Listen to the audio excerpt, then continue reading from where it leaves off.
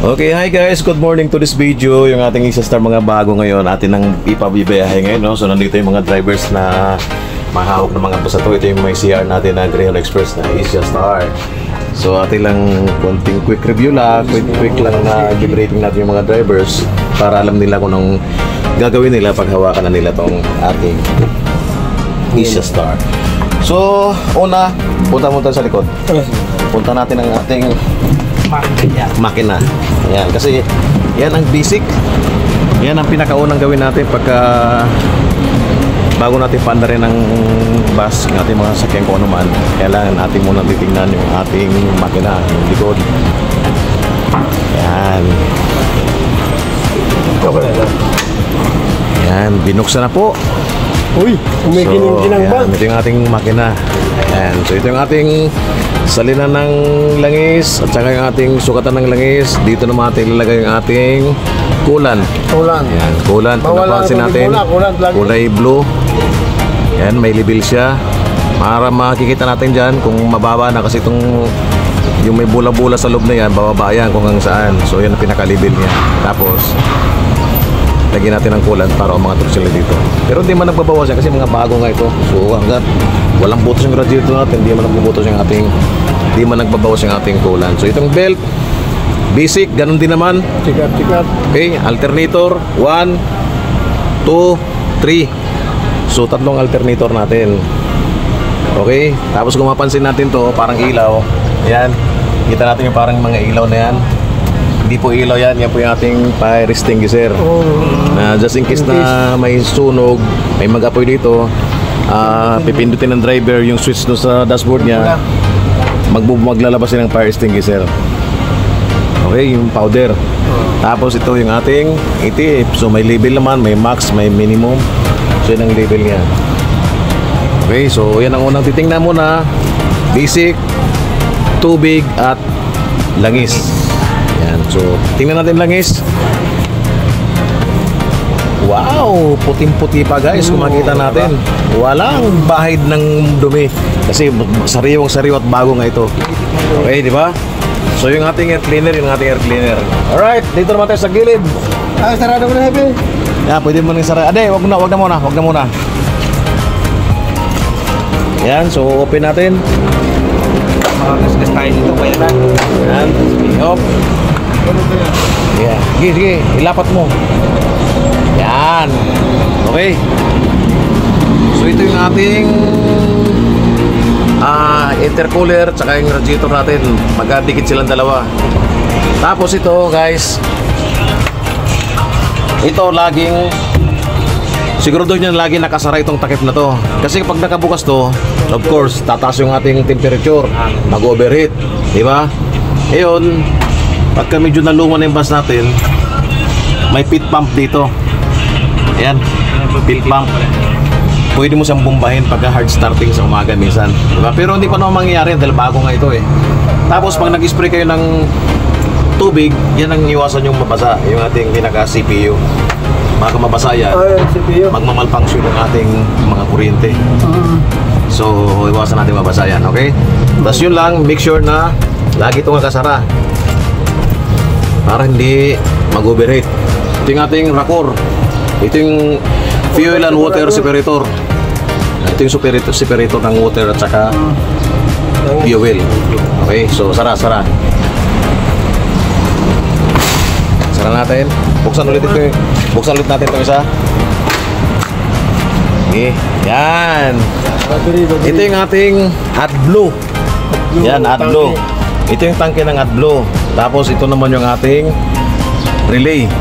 So pag nakaganon, off. Pag ganoon, so on yung ating relay. Yan, naka-on na yan. Tapos may ilaw rin tayo dito, pero hindi naka-on ang relay nun. Ngayon, ito yung AdBlue natin, dapat laging 100% yan.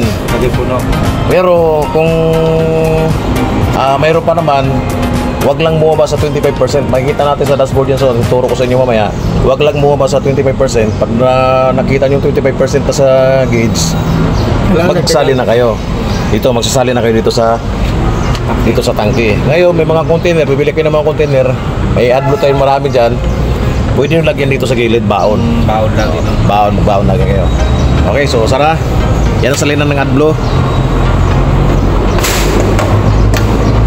Ito, open natin yan. Okay, bukas. Ayan.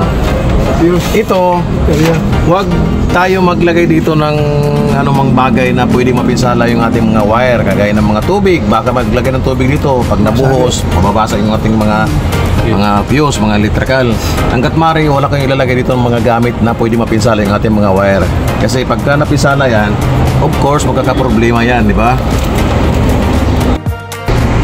Magkakaproblema yan, kaya hanggat mari, wala talaga. Ngayon, ito bubuksan natin to. Yan, di ba? Bukas na. Ito buo to. Yan, kawakita natin yan. Pag nakita natin may umilaw dyan, o kaya alin man dito, may sira. Kasi ito yung mga fuse niya eh. Minsan may pumutok, minsan hindi mag-start. Dito lang kayo magtitingin. So papalitan nyo to. O kaya ito, once kasi ito na nabunot, ilaw dito yan. Pagka umilaw dyan, ibig sabihin yun ang papalitan. Kung alin ang umilaw, yun ang sira. Yun ang papalitan natin. Oo, walang reserba. Ngayon, kung anong amperahe nakalagay dyan, yun din ang amperahe na ilalagay nyo pagka may napundi dyan. Ayan. Okay, so Sara. Ito yung ating estribo. Buksan natin yung estribo. Yan. Kung mapansin natin yung estribo natin, kasi ang kalabaw dyan, dapat patayo. Napakalaki ng estribo natin. Lahat yan may ilaw yan. May ilaw yung estribo. Kaya maliwanag to. Magkano. Sige. Sara ulit natin. Tapos dito naman tayo. Bukasi. Ayaw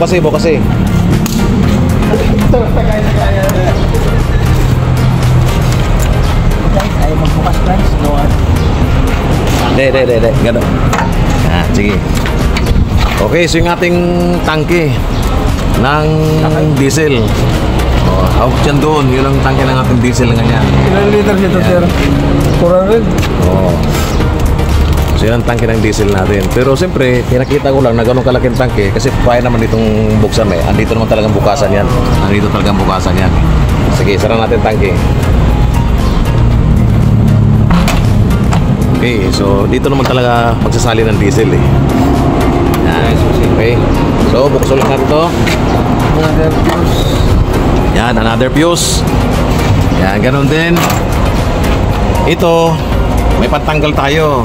Halimbawa, sira to, papalitan. Ibit mo lang, bunot. Yun, di ba? Tapos, salpak ulit natin. Hindi mapanis, huwag kamayin. Ito ang mga reserva na sinasabi mo. Ayan po, sir. Ito na sa ibabaw na yan. So, kung anong nakalagay na amperahe, yun din ang kukunin mo dito ng reserva. Hanapin nyo kung alin. Okay, sir. Okay, so yan. Gano'n again. Huwag kayo maglalagay ng mga gamit dito. Itong dalawang compartment doon at saka dito, ay angat mari, wala kayong ilalagay na gamit dyan. Kasi para hindi na mapapisala yung mga wire natin dyan. Kasi yan ang buhay. Okay, so Sara.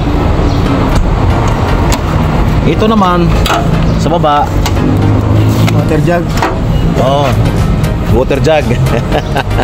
Yan ang lagay ng tubig sa wiper. Yan. Medyo walang laman, lagyan yung shampoo para magandang hagod. Okay. Pang laman yun, hip. Wala pa. Huwag dadala nito eh. Yan. Tapos, wait, itong harap. Itong harap na to, nabubuksan to, no? Nabubuksan yan. So, nandito ang switch yan. Itong switch. Dito. Bubuksan natin to.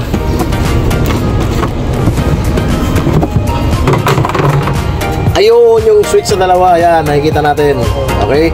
So, buksan ko.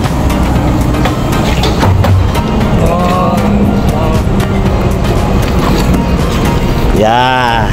Okay, yan. Kung mapansin nyo, para pagka just in case na halimbawa, naklatang kayo o kaya na-rigger kayo, dyan na may kakabit yung tubo para hindi mapinsali bumper nyo. Kaya yun ang purpose ng bumper nyo na nabubuksan.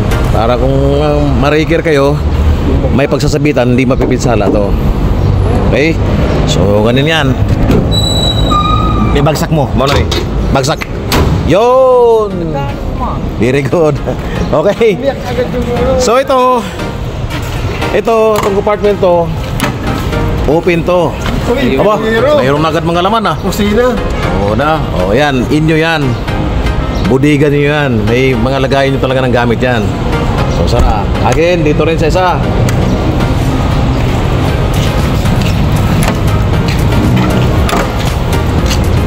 Yan.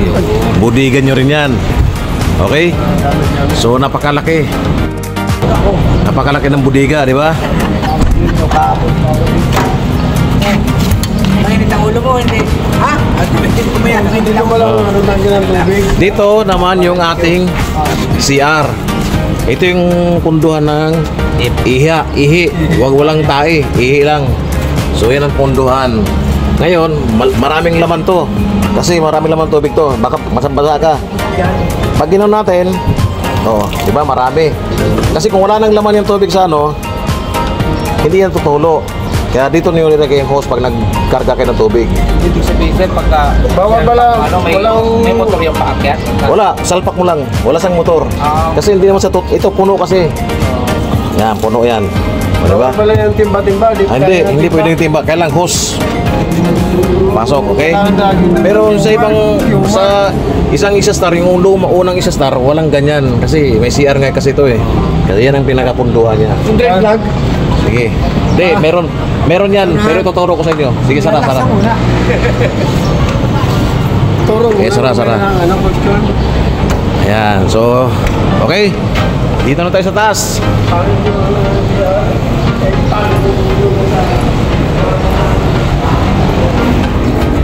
Sara muna natin to.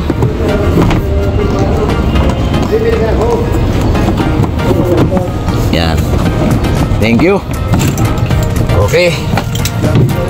So, dito tayo. Paandarin natin ang ating Asia Star. So, ayan. Dito tayo. Yung snack lang.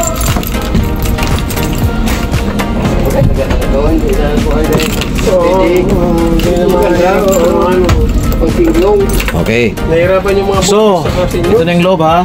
Ito yung ating relay. Una natin, pinutin mo natin yung ating relay. Hintayin. Okay, so relay na. Pag napindot yung relay, On. Pero maghintay mo ng mga 2 minutes. on mo lang yung susi. Yan. Yan. Di ba nag-appear lahat yung mga ilaw? Narinig yung click? Click. O, ayan. Okay, yung system initiating. Ano? Yan. Ito ang gagawin pagka bagong ano pa lang. Ay, nga pala, hindi pala ito under guys. Oo. Kasi nakabukas yung likod. Nakita nyo? Bukas yung likod, napansin nyo? Yan o. Ayan, Sabi mo kasi mamaya na. nakabukas yung likod kaya hindi siya andar. Okay? So hintayin natin isara ni Paring Paul. Okay. O yun, andar na. Galit. Ayan ha. Start na tayo. Ayan. Okay? So ayan na, andar na.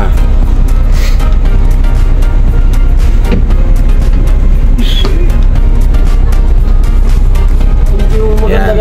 So ngayon, yan ang ating aircon. Yan ang switch ng ating aircon.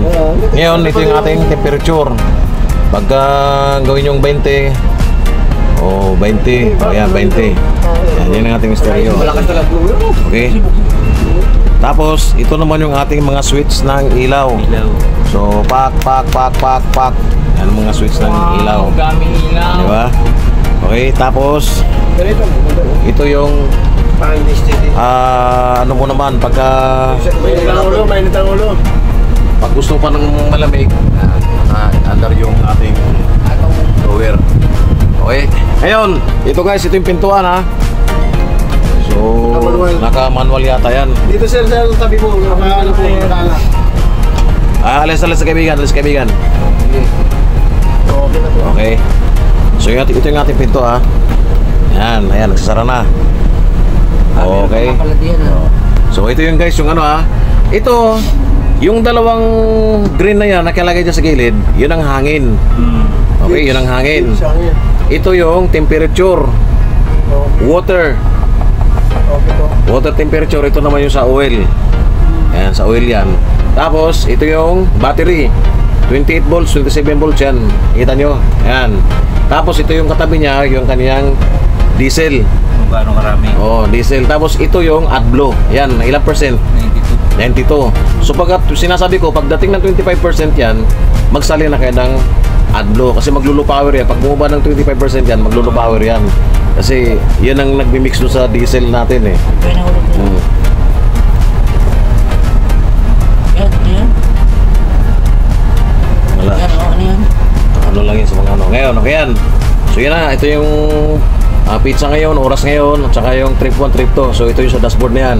Ngayon naman, pagdating sa pangangambyo, Kung kilometer run, sir, na ba na yun? Wala pa? ito. Kilometer yan, odometer. Kasi yan ang intensity. Oh, yan ang odometer. Okay? Okay.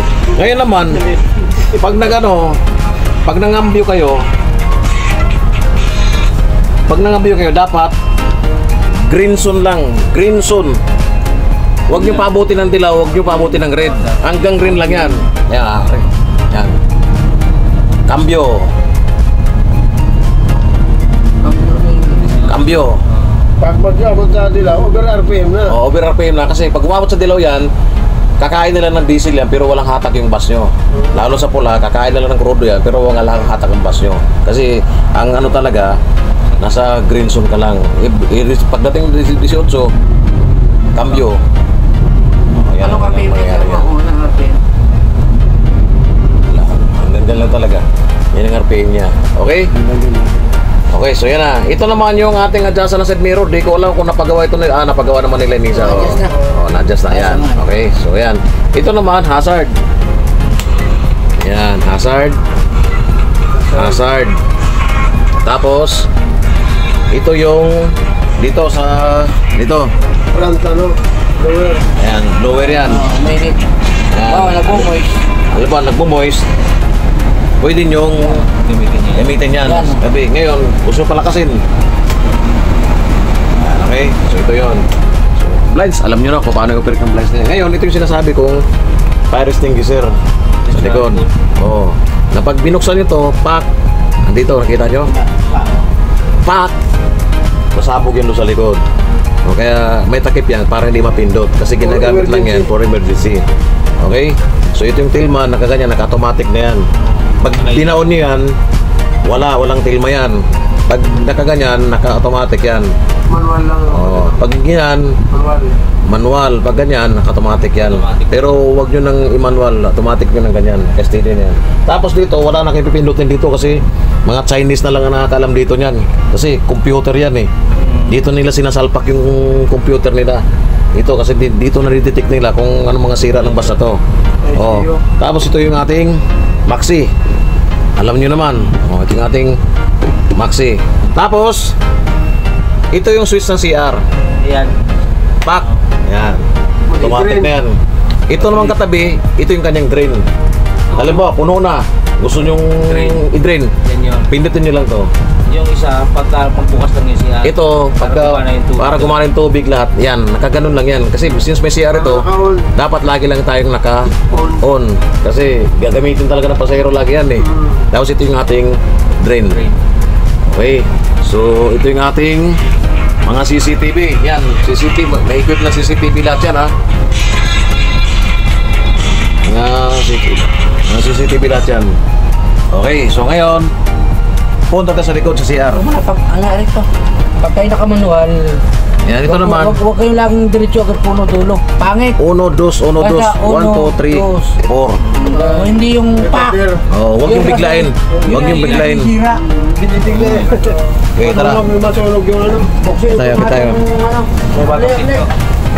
Okay, so hey guys, dito tayo sa likod.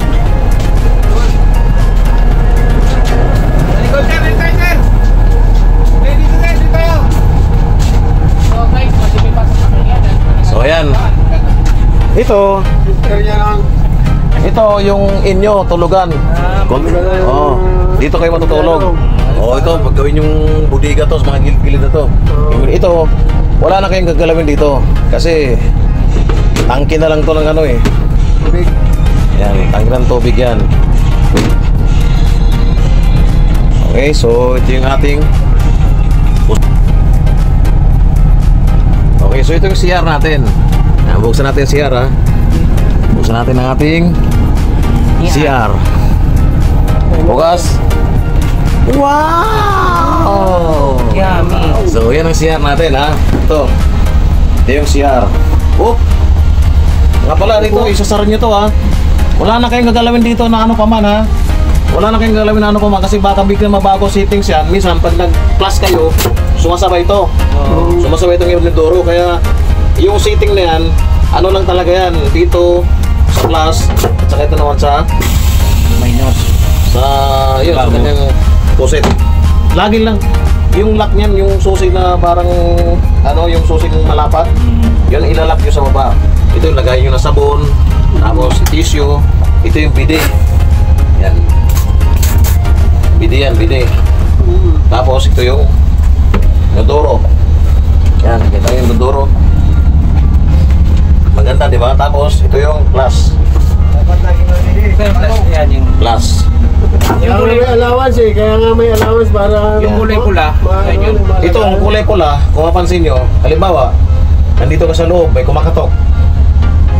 Titit, titit. Ah, may tao na. May tao. Natunog yan, ibig sabihin, may tao sa loob. Okay? So, nabubuksan to guys, tong bintana dito. So, pindot, hatak. Ah. Nabubuksan yan. Di ba?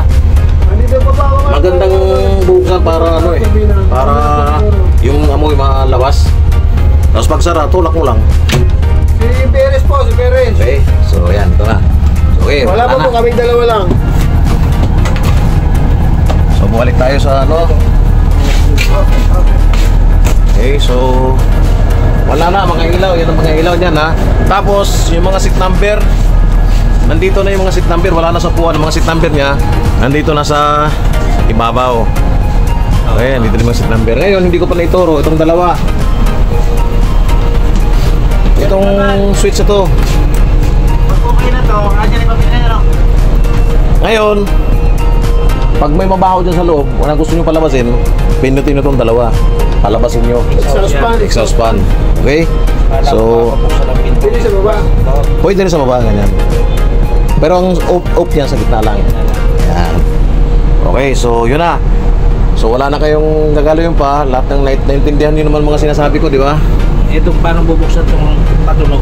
Ito, TV, tapos Radyo nandun sa sofa. radyo. Wala na doon, yung seat niya. Oh, yan dito. Yan. Ano ko lang, Alam nyo sir? na. Madali lang yan, basic lang yan, yung mga radyo-radyo na yan. Pwede sir ano dapat, issue ng isang host ang bawat unit doon sa para sa tubig. Siguro madali na yan. Bumili na lang siguro kayo, tapos parisibuan. Yun na lang ang gagawin dyan, di ba? Okay, so naintindihan nyo yung briefing ko, di ba? Naintindihan So ko. malinaw naman, hindi naman kayo maliligaw kung sakali man na mag-isa na lang kayo sa daan. Deodorant, diretso pagligaw sir. Yan.